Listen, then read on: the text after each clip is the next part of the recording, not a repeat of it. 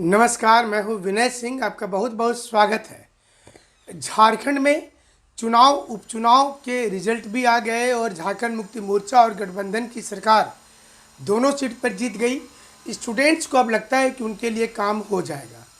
थोड़ा सा सरकार को और वक्त चाहिए।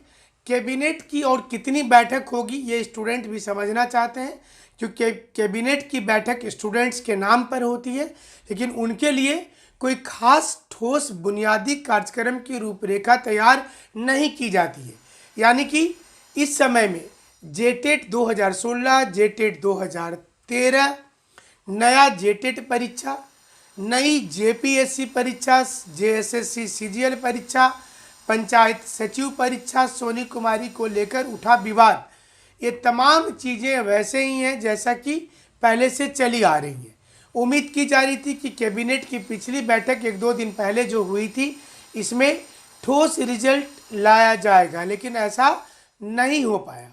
और इसका कारण ये है कि सरकार सोनी कुमारी मामले पर बहुत फूंक फूंक करके कदम रखना चाहती है। ऐसा कुछ भी चीज़ करना नहीं चाहती है कि जिससे उसकी बदनामी हो और किरकिरी हो जाए। हालांकि 2 सीट जीत जाने के बाद में सरकार काफ़ी उत्साहित होगी, क्योंकि लाख स्टूडेंट के आंदोलन रांची में आयोजित हुए। सारे स्टूडेंट्स ने ये बताया कि वो अब आगे बढ़ेंगे, लेकिन ऐसा देखने में नज़र नहीं आया। और ऐसा लग रहा है कि स्टूडेंट्स की जो ताकत, जो उन्होंने कहा था कि चुनाव में वो दिखा देंगे, वैसा नहीं हुआ और सरकार चुनाव जीती है।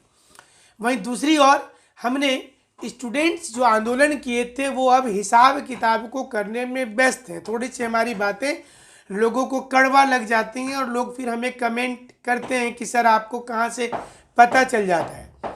हमारे पास में ऐसे इनपुट है, हमारे पास ऐसी जानकारी है कि जो लोग भी मोरहाबादी मैदान में आंदोलन किए थे, उसमें से अधिकांश लोग अब आपस में ही हिसाब किताब को लेकर, पैसे की को लेकर के अब उलझ चुके हैं। अब लोगों को ये लगता है कि आंदोलन में खर्च कुछ और हुआ है, दिखाया कुछ और गया है।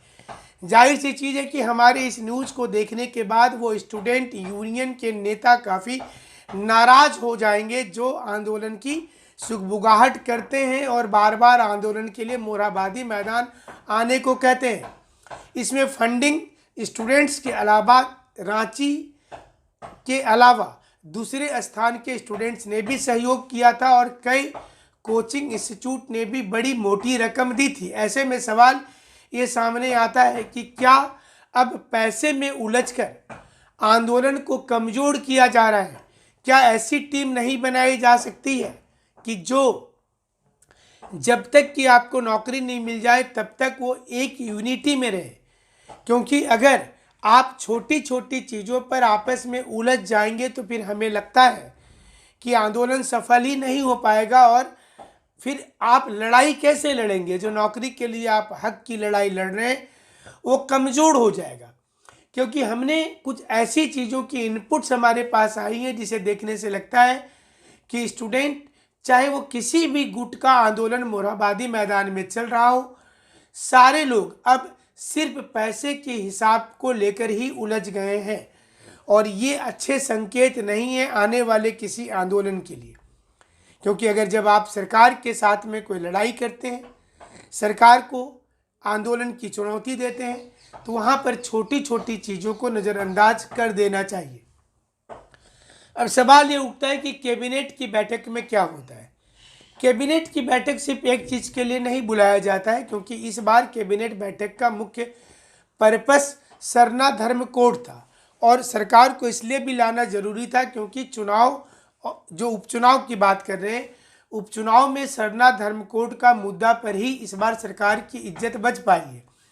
जितने कांटे की टक्कर हुई थी और कांटे के टक्कर में सरना धर्म कोड की अगर मांग जो लोगों ने उठाया था, इसे नहीं माना जाता, सरना धर्म कोड की जानकारी अगर नहीं दे दी जाती तो इससे दिक्कत और ज़्यादा बढ़ जाता। यही कारण है कि सरना धर्म कोड वाली बात को स्वीकार कर लिया गया और ये माना गया कि नहीं, ये सही है, सरना धर्म कोड लगाना चाहिए और इसे विधानसभा में पारित करके केंद्र को भेज दिया जाएगा। दूसरी चीज़ ये भी आप देखेंगे कि भारतीय जनता पार्टी ने उतना दमखम नहीं लगाया झारखंड में, ये राज्य स्तरीय नेताओं पर छोड़ दिया था, क्योंकि उनकी पूरी धमखम बिहार, उत्तर प्रदेश में ज़्यादा सीट था, उपचुनाव में मध्य प्रदेश में ज़्यादा सीट था, गुजरात में ज़्यादा सीट था, तो वहाँ पर ज़्यादा दिख रहा था। ये हार क्षेत्रीय नेताओं को सोचना पड़ेगा, जो झारखंड के कद्दावर नेता स्वयं को मानते हैं, और वो उपचुनाव में इतने कांटे के टक्कर के बाद भी वो जीत नहीं पाए।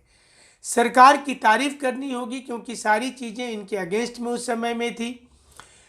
जो वहाँ पर जब उपचुनाव के जब डेट आया था, उसके बाद आंदोलन तेज हो गया था, स्टूडेंट और युवा अगेंस्ट में प्रचार करने लगे थे। इसके बाद भी हेमंत सोरेन जी की रणनीति बहुत अच्छी रही, उनकी तारीफ करनी चाहिए, और उन्होंने छोटे छोटे सभा करके अपनी बात को कन्विंस किया। दुमका और बेरमो के लोगों ने, उनको लगा कि वो सही बोल रहे हैं, और यही कारण था कि चुनाव में उन्हें जीत हासिल हुई है। अब एक और खबर की ओर लेकर के चलेंगे कि सुप्रीम कोर्ट में सरकार इतना लेट क्यों कर रही है। क्योंकि गवर्नमेंट ये चाहती है कि अगर सुप्रीम कोर्ट रद्द भी कर देती है पूरे सोनी कुमारी वाले नियुक्ति को, मतलब जो 13 और 11 जो डिस्ट्रिक्ट का मामला है, और जो खास करके 8 से 10 हज़ार युवाओं का भविष्य है, तो गवर्नमेंट इस वैकेंसी को फिर से लाएगी, और इसमें से बड़ी संख्या में स्टूडेंट उनके साथ में खुश हो जाएंगे।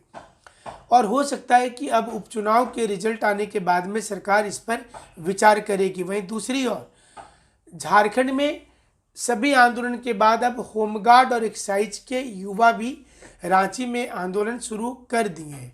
हाल ही में उन्होंने कई मंत्री से और विधायकों से बात किया और कहा कि उन्हें जो कमिटमेंट किया गया था कि सेकेंड लिस्ट लाया जाएगा, उनके लिए नहीं आया है, जबकि पद और सीट खाली है।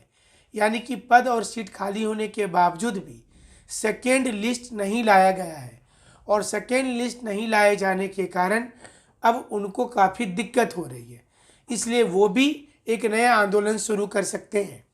वहीं दूसरी ओर मोरहाबादी मैदान में जो आंदोलन पूर्व में चल रहा था, मसलन टेट वाले का और पंचायत सचिव का, वो आंदोलन फिर से शुरू हो सकता है।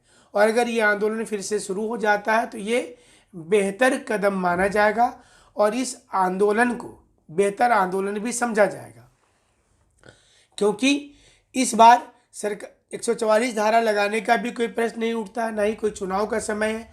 गवर्नमेंट भी आश्वस्त है, गवर्नमेंट ने भी कमिटमेंट किया था कि चुनाव हो जाने दीजिए, हम देंगे। और वहीं स्थापना दिवस को लेकर भी पूरी तैयारी हो गई है।